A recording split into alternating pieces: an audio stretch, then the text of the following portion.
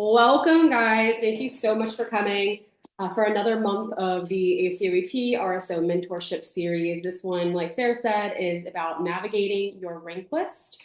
My name is Alexandra Sappington. I'm a first-year resident at LSU New Orleans. So just went through this not too long ago. We're going to have a couple current residents also on here to talk at the end about how we decided our rank list and how we built them. But part of this too was to go through the NRMP website to get you guys ready for what's to come and how to use the website. It's pretty straightforward, but there are a little bit of nuances to it. So let's get into it. First, I do want to introduce you guys though to the RSO board. We have several of us on here. If you guys are on and you'd like to hop on and introduce yourself, please go right ahead. Hey guys, I'm Amber. I'm vice president, also a fourth year. I go to Western in California. Hello, everyone. I am Miranda Kennedy. I'm the conference chair, one of them, and I go to KCU. I'm Janelle. I am now the GME chair and I go to Kansas Com. Hey guys, I'm Manny. I'm also one of the conference chairs with Miranda, and I also go to Kansas City University. I'm Nicole. I'm a fourth year, also a conference chair with Manny and Miranda, and I'm a fourth year at VCOM Carolinas. I'm Ariana. I'm a third year at LMU DCOM, and I am student publications chair. Yeah, I'm Gordon. I'm in Idaho, one of the fourth years as well. I'm Mary Horben. I'm a third year at Kansas Com, and I'm the treasurer.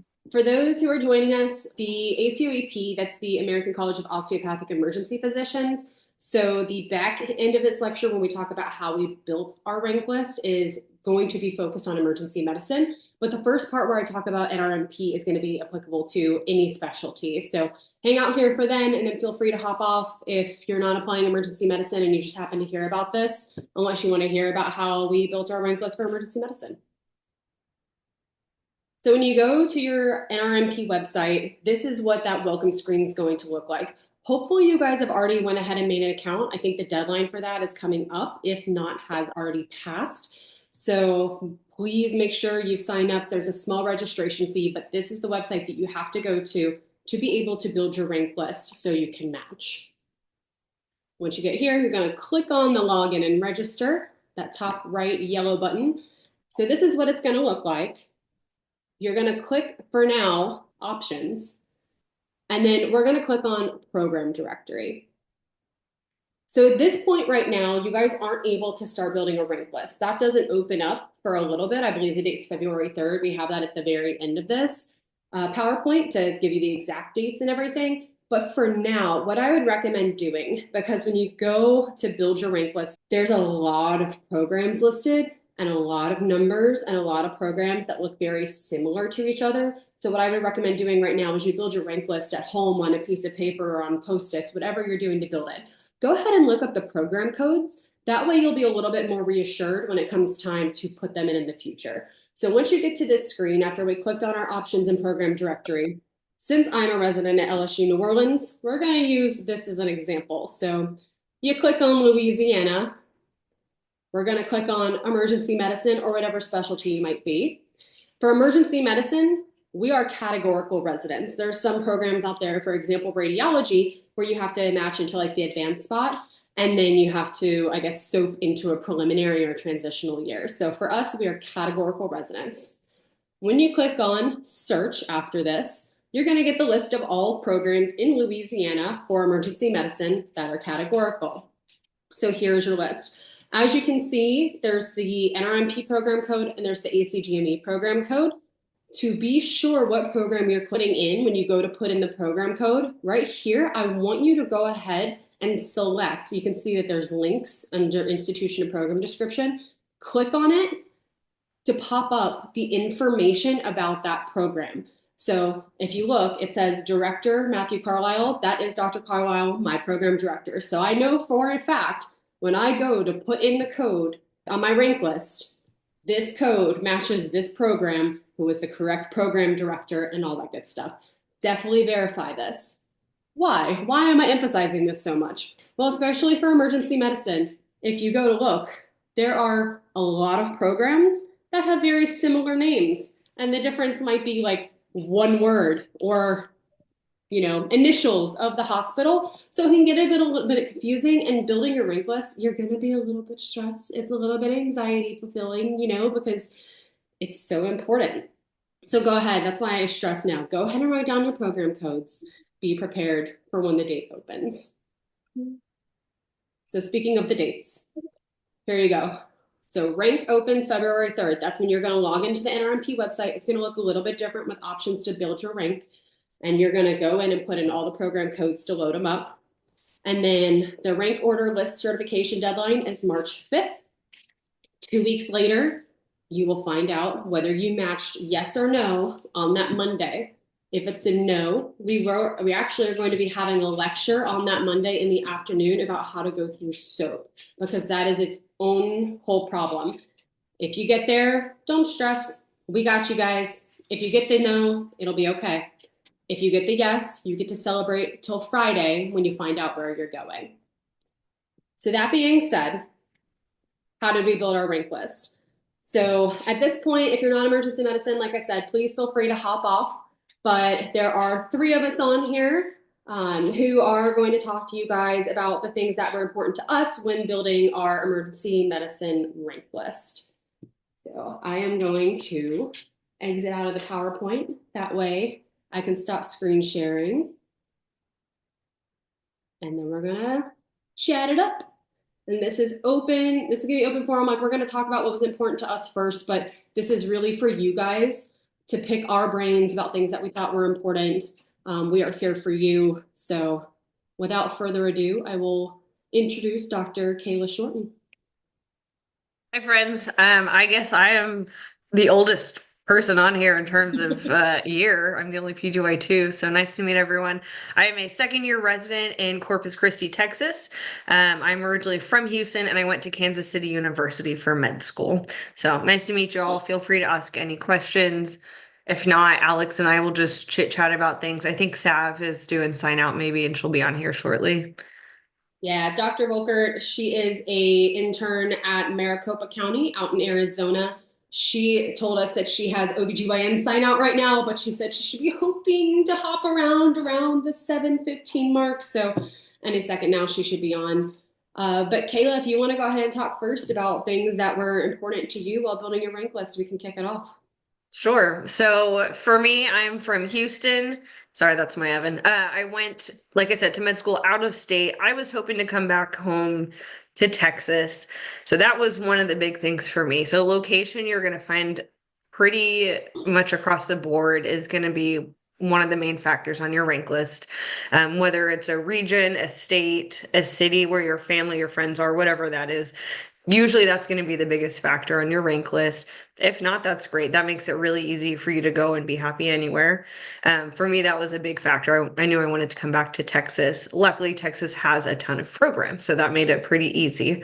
Some of the other things that I very highly considered was how easy is it going to be for me to do procedures in my emergency room, and that, is it unopposed? Are there a ton of other specialties? Is it a big academic center that, you're going to have surgical residents come down and do stuff, that kind of thing? I like procedures, so I wanted to go somewhere where I was going to be more hands-on. Free food, free parking, or at least food stipends. That's something to consider. I rotated at some programs where they didn't feed their residents at all, and they didn't even eat on shift. And I'm a hungry girl, and it was like embarrassing for me to sneak a granola bar here and there because that wasn't their culture. And so just kind of finding a chill culture somewhere that they made sure that you would go grab food while you were on shift. Free food, free parking is huge. You save so much money. I don't know, Alex, what else is there? It's been 2 years since I've done this, so. Yeah, I am pretty type A, if you can't tell, and I made like a pretty big Excel spreadsheet of the things that were most important. But I think Dr. Shorten here hit it on the absolute nail on the head. The 2 most important things, location and vibes. Like, that's really what it comes down to, because truly you're going to get great training at any program. Now, that being said, the very lengthy list of things that I included on things that were important to me other than location and vibes was first, whether it was academic, community, or county. That is a pretty basic way to split what you're looking at. For me, I vibed with the county vibes. So my rank list was pretty heavy on the county at the top. I just enjoyed kind of the more hands-on that you get, like hands-on training that you get at a county hospital versus like an academic with more consultants. And that being said, like my program is county, but we're pretty academic. We have like every specialty under the sun, but just the culture of the program that I'm at is we get to do a lot of this stuff. Like we have the consultants necessary if we need them and if we need the help or if we have like a rare and complicated procedure. They'll come down and a lot of times they'll walk us through it, but it's very ED hands-on, which I'm very appreciative of, and that's definitely a county vibe and a community vibe type of deal. I wanted it to be a level 1 trauma center. My program is the only level 1 trauma center in the area, so that is perfect for us. We have a very large catchment area. We are very into like social EM. Volunteering was something I've always done, been very passionate about through college and med school. And we have like ample opportunity to do social EM and volunteering and stuff. So things that you're passionate about, like for myself, volunteering, those are the things that you want to look for in your program because what you do in your free time needs to fill you up. So you have very limited free time in residency. Do the things that you love to do in your free time and make sure the places that you want to match can amplify your experience, right? Maybe don't go to the East Coast if you're a like avid mountain climber, like, or don't come to New Orleans if you want to hike all the time. We don't really have up and downs here. We're pretty flat, you know, like doing the things that make you happy.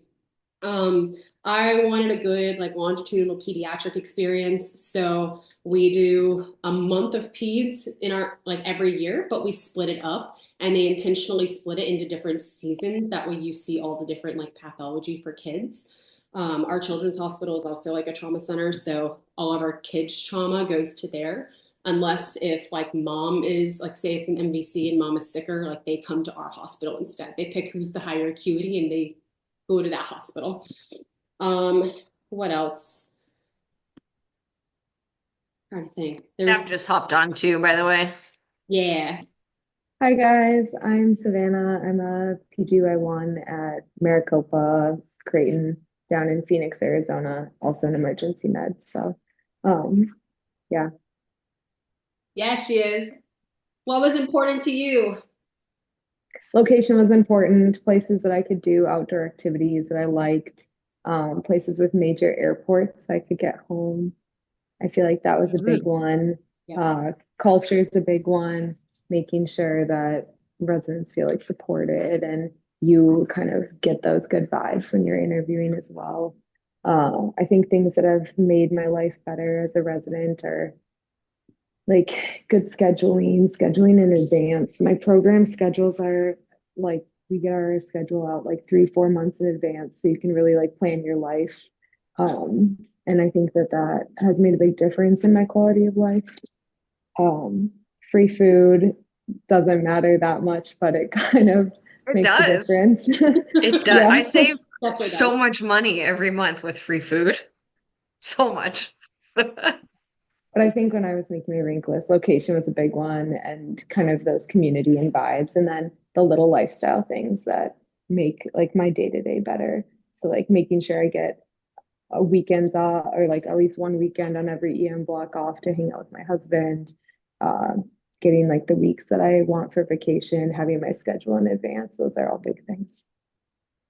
I think something else that's important to ask, it doesn't necessarily have to affect your rank list all that much, but it just more of like knowing the vibes of the program is like, is there a hierarchical thing for procedures? So like at some programs, interns don't even get to intubate kind of thing. And so asking that kind of thing, like who, when there's a big trauma, you know, that comes in, who gets to do what? I think is important to ask. And that can just give you an idea of how they treat their residents. Another thing is like, do you get to not only have free parking, but like park in the doctor's spot or even the doctor's lounge? Like, do they treat you like physicians like you are, or are they still treating you like med students? So some of those little things, I think you don't have to make or break your rank list, but can just tell you like, you know, I don't know, how you're going to be treated. And that's going to affect your happiness still while you're there. 1,000%. Don't slack on like the free parking or like covered parking and all that kind of stuff. It doesn't seem all that important, but like it's not very fun when you come off of a night shift and it's pouring down rain and your parking lot's like a mile down the road, right? Like my program is covered parking connected to the hospital under a bridge, like straight into the ED from our deck. It's fantastic. Sarah asked oh, go ahead. I was just say resident wellness too is something else. Like, ask like if I have a funeral that obviously comes up unexpected, how do you deal with that? Do people cover shifts? Like, what are you expected to do after that? My program has a second year retreat, which is free and they pay for that, like that kind of thing too, resident wellness. And that ties into what I was just talking about and what Alex is talking about, just how you're treated, what they do for you, because that matters. Sorry, what did Sarah ask? I was going to say, Sarah asked if we can speak on graduated responsibility versus no graduated responsibility. I am at a program who says we do graduated responsibility, and I was very anti-graduated responsibility. Like that was something I put a fat X in, like on my little sticky notes of notes I took during my interviews. Like I would red flag that. But I think the important thing now that I am at a program with graduated responsibility is qualifying what is graduated in the responsibilities, because every program has that means something different. If you're already done with interviews, reach out to the residents there if you're not sure of the answer to this question, because people will be very happy to answer it. At my program, what graduated responsibility looks like is that the interns don't intubate, but that's because it's the role in our traumas. Every trauma for us, the upper level is at the head of the bed, running the trauma and doing the airway. And then the intern is on the right side of the patient doing all other procedures on even versus odd days. So odd days is us in the ED, even day is trauma, but like if it's something that needs a bilateral, we're doing it because we're standing there, right? Like trauma stands on the left side of the patient. So even in odd days for us is how that rolls, but we do all other procedures. So from that standpoint, because I initially, when I got there, I was like, I did 2 months of anesthesia and 2 months of MICU as a med student, and like I am ready to intubate. Like I've done a ton of tubes. I feel offended that I'm not allowed to intubate. Like what kind of role is this? But I realize it's not so much that like I'm not allowed to intubate, it's that the role that they're giving me is to do all the other procedures, because then when we graduate to the head of the bed, you can't really like intubate and then go run around and do the chest tube real quick in this kind of setting, right? Because there's so many people in there. So it's just the way that they have it set up for us to get procedure numbers early in a different capacity. And then like I'm on anesthesia right now, so I am getting my tubes and I'm a happy little nugget getting to intubate in the OR right now. So that's great. And then the other side of our graduated responsibility is how we do managing the pods and managing the interns and the med students. So in the AR for us, which is our medical and trauma resuscitation, it's always an upper level and an intern. And you're considered the charge resident if you're the upper level there. So you do everything, like you're overseeing all 15 beds in our like medical trauma area, and it's typically the intern will go see the medical patients, and then the upper level runs the traumas, and then if there's someone who's really sick, kind of the upper level will step in on those medical cases, but it's really supposed to be designated it that way. And then when you go to the pods, which is our, I guess, lower acuity area that we still end up seeing really sick people in anyway, it's an upper level charging, and it's let me qualify that. It's a third or a fourth year, because I'm in a 4-year program, charging 2 interns, and each intern has a hall. Like we have 14 beds in each pod. So like I run 7 patients, my co-intern runs 7 patients, and then my upper level kind of oversees what we're doing. And that's how that's run. Or it'll be a split shift with just 2 upper levels running each side. I think that covers all of it. So it's kind of like escalating. Like a second year is never going to oversee us in the pods, because the upper level who's there, the 3 or the 4, is overseeing 14 beds in the pod. So it's just a way for us to like, I see 7 people on my own, and I say 7 people, I see 7 rooms. I've seen up to like 20 people on a shift. So like we are moving people in this area too, unless they're really sick. But it's a way for us to be comfortably able to do 7 rooms with the backup of our upper level. Then as a second year, you're doing 7 rooms by yourself with the backup of your attending. And then you escalate to third and fourth year, where you're now overseeing 14 rooms and are supposed to be managing all of that. So that's how we graduated responsibility in. So it's really not like, Alex, you're not allowed to do things because you're just an intern. It's just the way that we scale ourselves up. So really defining, I know that was a really long answer, but I wanted to like really show you the depths of like what it can mean to be graduated responsibility, because it's very, very program dependent. Yeah, I was gonna say, I knew that you had tubed at your program, so it's more of just a trauma thing, right? Because that's mine is the same. We're interns cannot tube a level 1 trauma, but we can tube other people, and so it sounds like you're still tubing. So I tubed my first week. Thank you. that's what I Yeah, thought. Yeah. I would second that. And I think like the main takeaways are, as long as you're able to do stuff, your seniors are gonna help you get procedures and like be willing to teach you. I don't think that graduated responsibility is like a super bad thing. And a lot of programs have it, especially in regard to trauma, or stuff like Yeah. that. But a lot And of it's not times to if keep it's you your away. patient and you own it, you can do the procedures. Yeah, it's not to like keep you away from procedures, but I guess it's not graduated more. It's just the programs where it's like the trauma residents come down and claim everything or something like that. And so it's important to ask, I think, how easy is it for you to get in and do these procedures, or are they being like stolen by other residents, other specialties? For sure. The next question we got in the chat is, can we speak on our experience at the end of third year, beginning of fourth year with our sub-Is electives, and some pointers on how you would have done things differently or things that you're glad you did? I can kick that off. So if you're a third year about to go on your auditions and everything, the core recommendations are that you do 2 sub-Is. Like that is the recommendation. You do not need to do more than 2. People will, for extenuating circumstances, like I couples match, so I did 3. The way around it to also get your foot in the door at programs is to do like a subspecialty rotation. So you can do an ultrasound rotation, you can do toxicology, you can do EMS, you can do SIM. There's so many different other routes that you can take to get your foot in the door at programs that isn't taking away the opportunity from other people. So that's the first part of kind of the sub-Is. Something I'm really glad that I did as a fourth year, which in the moment I thought I was kind of a nut job for doing it, but in the spring I did 2 months of MICU and 2 months of anesthesia that I actually went in for. Like it wasn't one of those anesthesia rotations where you don't go in. I was at work for a lot of hours in the spring of fourth year, which most people take it easy. But now I am so glad I did, because like just the other day, yesterday morning on anesthesia, the anesthesiologist came up to me and was like, have you done an A-line? I was like, yeah. He's like, you want to do one? I'm like, yeah. It's like, I hate A-lines. Like, I don't enjoy them, but I need to get better with them and feel more comfortable with them. So yeah, I'll do it. I threw it in. Like, I was pretty proud of myself. It was pretty smooth.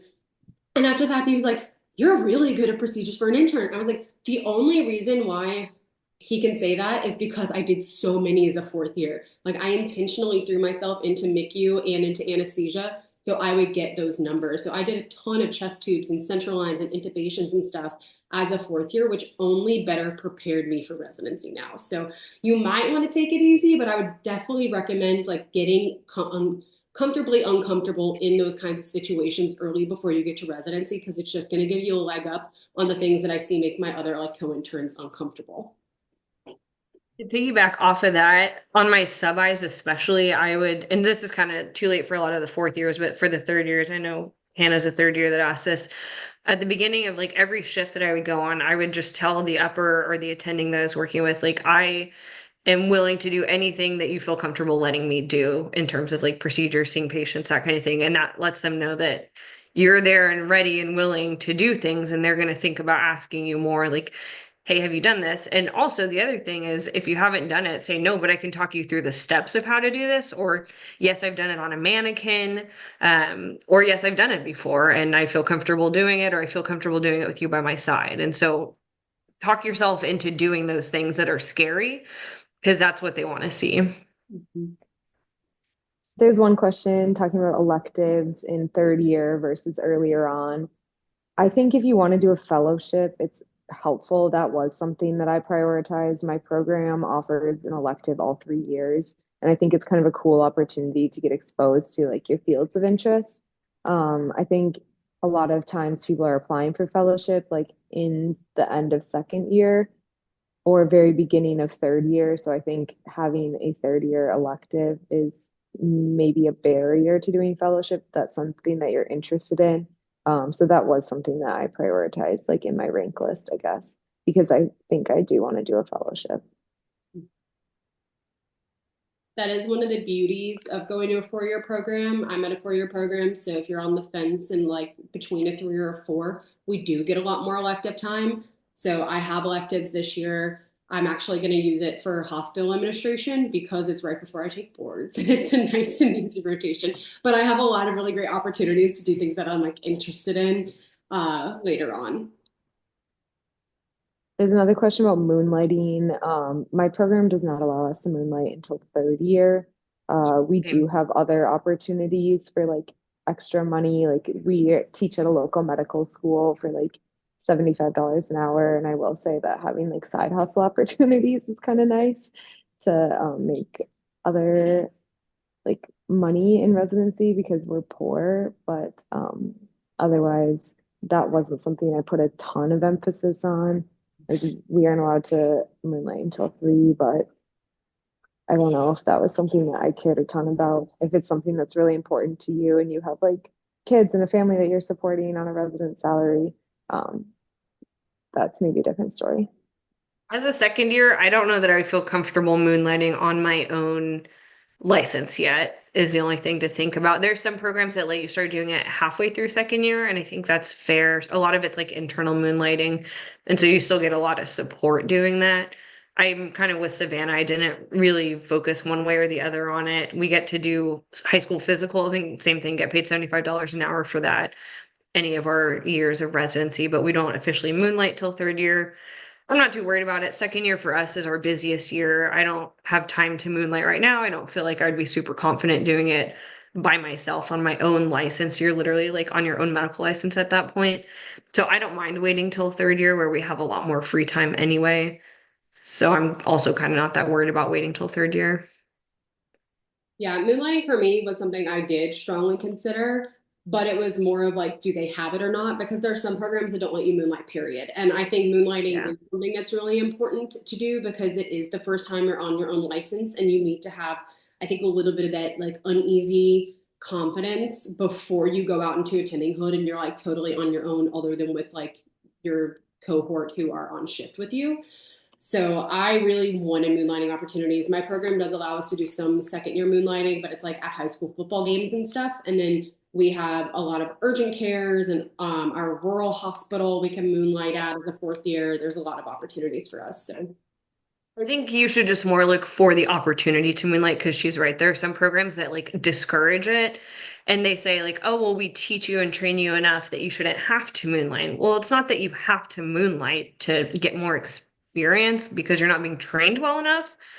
It's still a good opportunity to do. So I think looking to have that opportunity is something you should pay more attention to than what year you get to start moonlighting, unless you really know that you just want to start second year right off the bat, then you can prioritize that. But I will say there's also a big, I don't want to say a big culture shock stepping into residency, but like as a 4th year med student, I was totally like, oh yeah, I'm going to moonlight as a 2. And now that I am in the intern role, I'm like, ooh, that does sound really scary. And I don't know that I'm actually going to be ready for that as much as I felt like I would, because you get this kind of like humble confidence as a 4th year sub-I.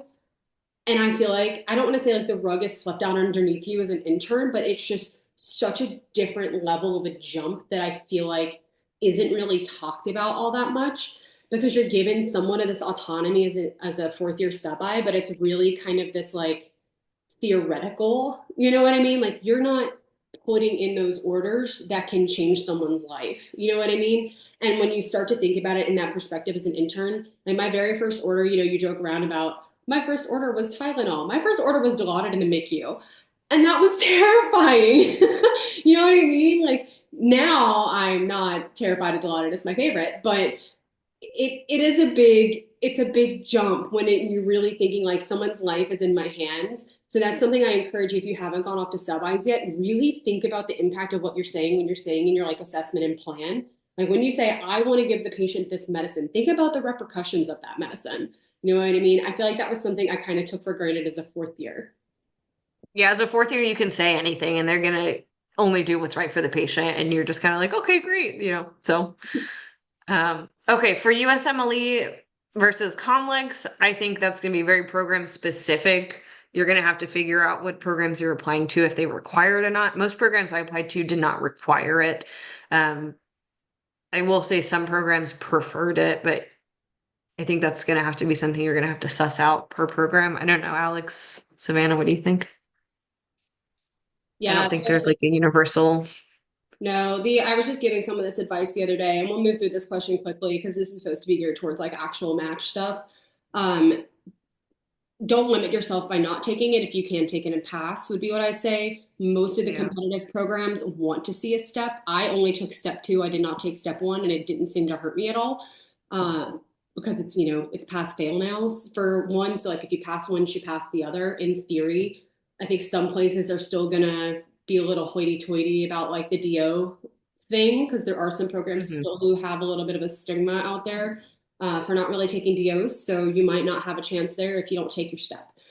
But I don't know. The same thing. I took step because I didn't know what I wanted to do at first. So, and my step 1 was scored. And so I took both. I think now definitely don't need to take step 1 now that's pass fail. I think it really just depends on where you want to go and look at historically what they're taking. And I think it's also going to depend on how the tides of EM change. The past few years, it hasn't been particularly competitive. So DOs could get into those like notoriously anti-DO programs without taking step. But I think that we are becoming more competitive, and I don't know how the pendulum is going to, swing on, do we need to start taking step a little bit more? And it was a little bit more lax these past years because we had the opportunity to get in those programs where we hadn't been before. All right, next are the benefits of each program: free parking, lunch, wellness initiatives, and similar perks already available for applicants to review. There's the interview day, the only way to assess the vibes or general culture, the other resources to gauge these aspects before ranking. Stuff should be on the website.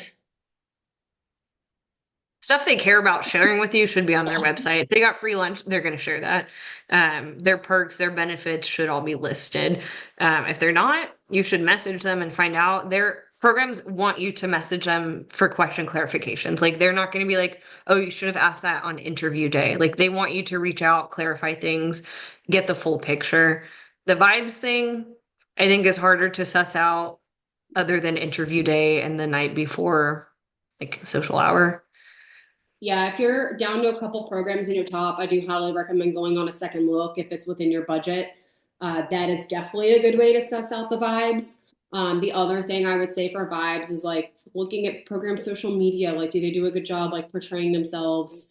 Do they look like they're having fun? Now, granted, social media is the highlight reel of everyone's lives, including programs, right? So people can be faking it, but they put in the effort if they want to. It's typically the Instagrams and stuff and Twitters are resident run, so you can catch vibes from there. Second look, and like also seeing how involved people are in this kind of stuff, I feel like is a really good way to check on vibes. You know what I mean? Like, I think we're all pretty cool cats. So like, I'd be happy at any 3 of our programs because I know I'd have Dr. Shorten and Dr. Volkert at my side, so getting to know people through this kind of capacity too, I think is really helpful. That's a good point. Who's involved in ACEP, ACOEP, SAEM, those kind of things? Okay, sending letters of intent. I was always told just one. Send a love letter. Tell them that they're your number one. Only send one. Some people have talked about sending others that are like, you're highly listed. They know they're not your number one if you don't say they're not number one. So I don't think those are worth sending. I think only send it to your number one, and definitely only send one if you're going to do that. It doesn't have to be long. It doesn't have to be intricately detailed. It just has to say what you feel that you drive with in their program, what their program has that you're excited about, why they're your number one, but only send one. Yeah, 1,000%. only one. You're my number one. I'm ranking you number one. You're my top rank, whatever verbiage you want to use, but do not send the you're highly on my list. Like, yeah, that's like saying, make it clear they're your number one and you're ranking them number one. Yeah, but send it soon. Like if you're going for a second look, like send it the week after your second look. You know, that seems like a good time. Make sure you send it before the rank list is due. They can't do anything about it afterwards. And truthfully, it may not have that much of an impact on the rank list. Maybe it could like slide you up a spot or whatever. The big flip side is do not let programs' love letters sway your rank list. You hear so many on the opposite side of things, so many instances of you're ranked to match here, and then they didn't match there. And they're like, oh, don't no, trust anyone. Like, do not, you build your rank list. Do not let the love letters from PDs and all that kind of stuff that may come to you. Don't let that sway you. Another one I've seen, because sometimes I'll peruse on the Discord. If you're not on the Discord, sorry, get on it. It's fun. Shameless plug on myself, I guess, and call out on myself. But I have seen some people say also on there where an APD has emailed them back and say, we'd love to see you here next year. That means nothing. That does not mean you're ranked to match. That does not mean you're high on the rank list. Like that is just them being nice. So take everything that is said to you with a very, very large grain of salt. Do not let it change your rank list. You build your rank list for where you want to go. Like your number one is your number one. Don't play any games with it. Like the algorithm is set for your rank list, like for the applicant's rank list to hold supreme. It is a applicant-based match system, not a program-based one. So your number one is your number one, your number two is your number two. You truly do it where you want to go, not where you think you might match. Like that is very, very important to clarify. Second that, big time. How do you fight the imposter syndrome on that, Alex? Like thinking like, I don't know that they'll rank me real, like the doubt is like definitely creeping in and I don't know how to fight it. you full send it, girl, because where you end up is where you're meant to be. Also, they interviewed you because they love you, Nicole. So anywhere that interviewed you, like they truly believed in you. They didn't just interview you because they were trying to fill spots. Like they would have left a spot empty if they didn't like you. So if you got an interview somewhere, that's somewhere telling you that yes, they could see you there. Now, if you like fuck that interview up because you're weird or something, that's different. But you're not. I know you. So yeah. So just like Alex said, full send, just have confidence in yourself, rank it how you want to be matched. And then just let the thing do the thing. It'll be okay. Yeah. Wherever you end up is where you're meant to be. I'm a full proponent of that because if you know my story, you know how my match ended up. And it was not as it was expected. For those who don't know, I had to SOAP a couples match and was an EM applicant and we did not match as a couples match. So I just SOAP into my program and guess what? I love it. And I didn't even apply here to begin with. So everything happens for a reason. You end up where you're supposed to be. I am getting phenomenal training and I would not have worked here otherwise because I didn't apply to a single four-year program. And I'm so glad I'm here. Also, most EM programs are so cool. Yeah. So it's going to be great. Alex, I love my program. She loves hers. So Alex, I saw a question in the chat. Do you want to touch on like couples matching and like if there's any extra strategy with that when you're going? Aha. Good luck. It is such a pain. Truthfully, that is the most annoying part of the NRMP website. And that's why I was hoping when I logged into it, I would be able to see my old rank and be able to screenshot that so I could show you guys how it looks. NRMP is very outdated and it is very much a pain to go through and put every single program in because for a couples match, you can rank up to 99 programs without paying an additional fee. After 99 on your 100, it's more money. I think it's like 100 to 150 is more, and then 151 to 200 is more, so on and so forth. And you have to put in every single program every single time. You can't just like copy and paste it or like put I'm using this program 10 times within my 99 ranks. You have to go in there and individually do it. You both rank individually on your computers. Like you link that your couples matching, you rank individually on your computers, and then you like click it, like save, don't send, click save. And then you can see your ranks side by side to make sure they line up. So we did ours on Excel first. Again, I'm an Excel spreadsheet girly. So we Excel spreadsheeted our rank list. And then that way we could compare it to on the NRMP website because we didn't know how it was going to look prior to getting into it. So that would be one of my organization things.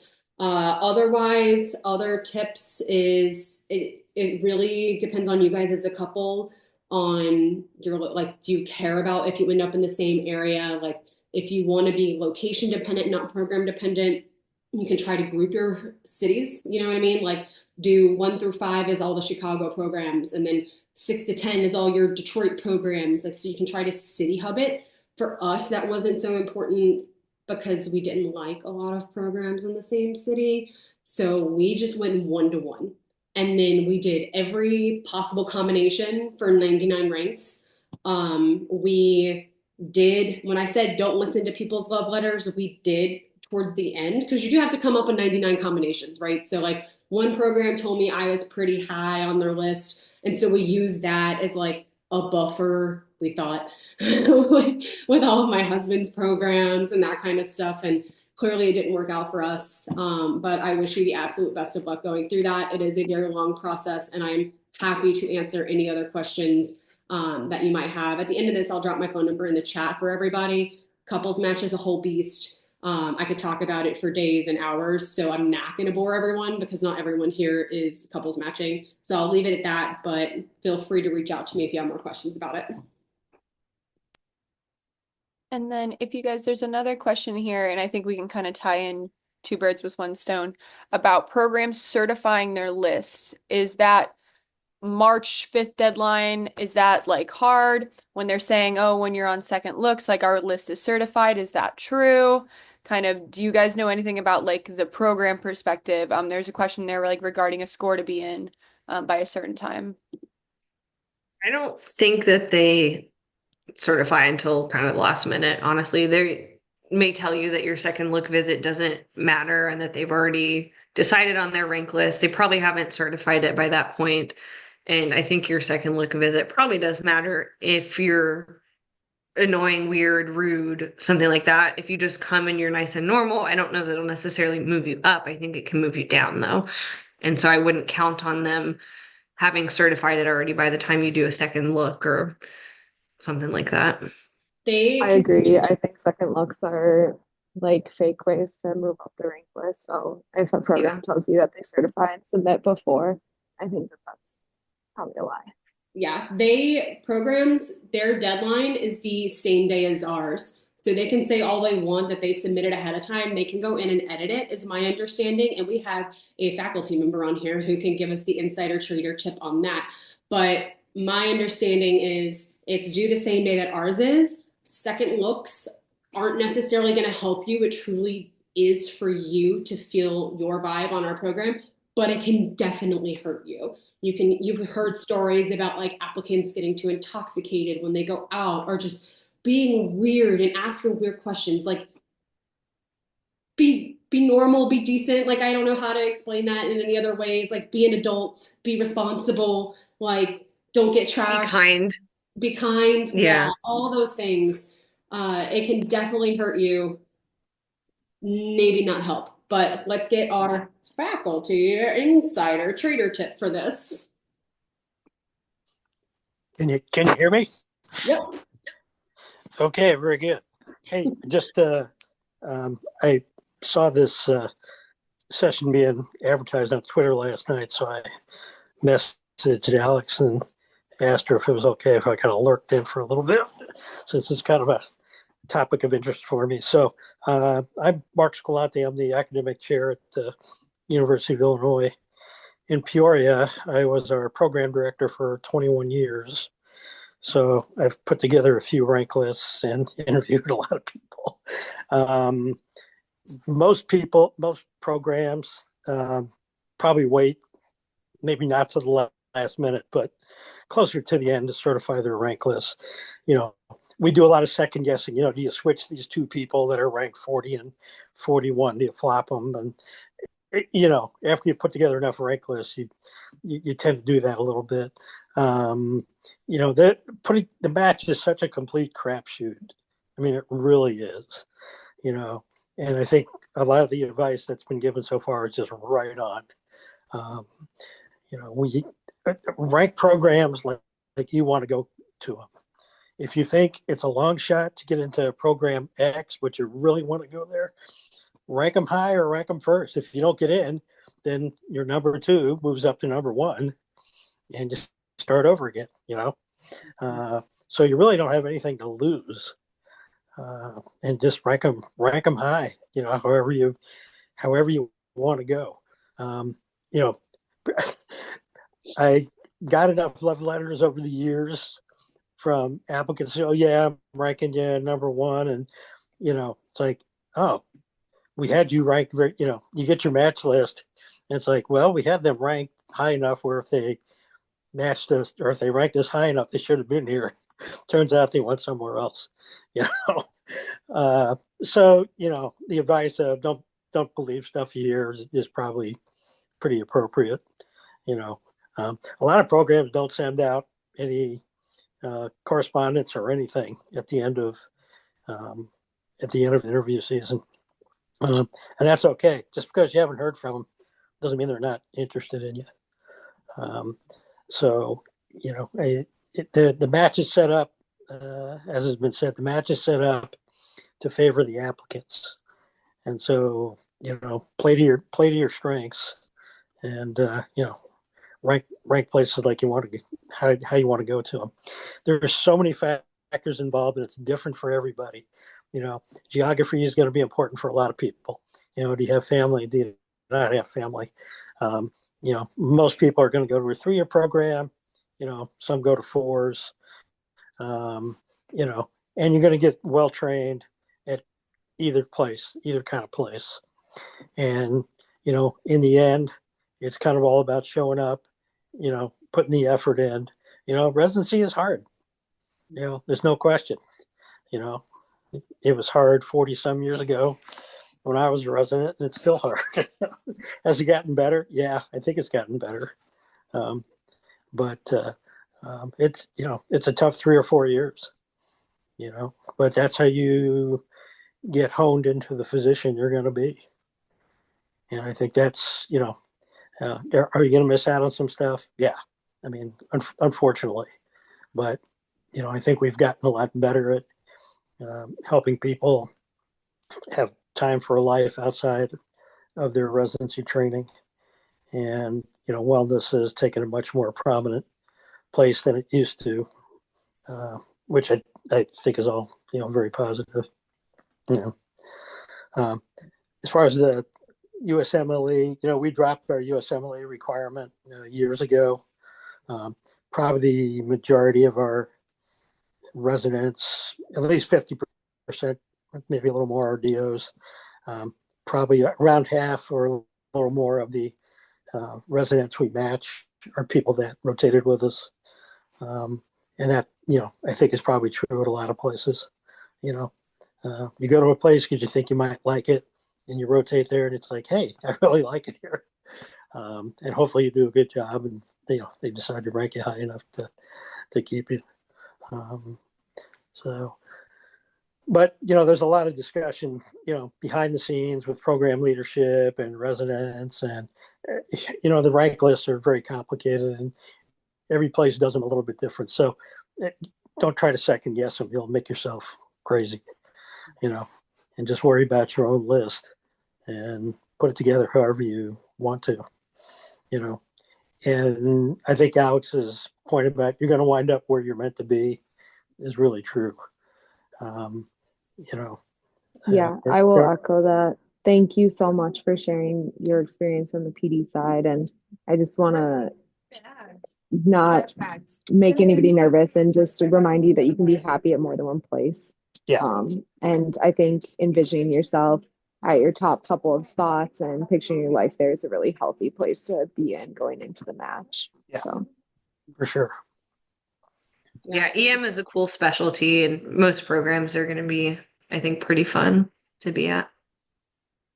We all are at really different spots, and we all love our programs and our co-residents and have had great experiences. So I think go in with an open mind, and you will be fine.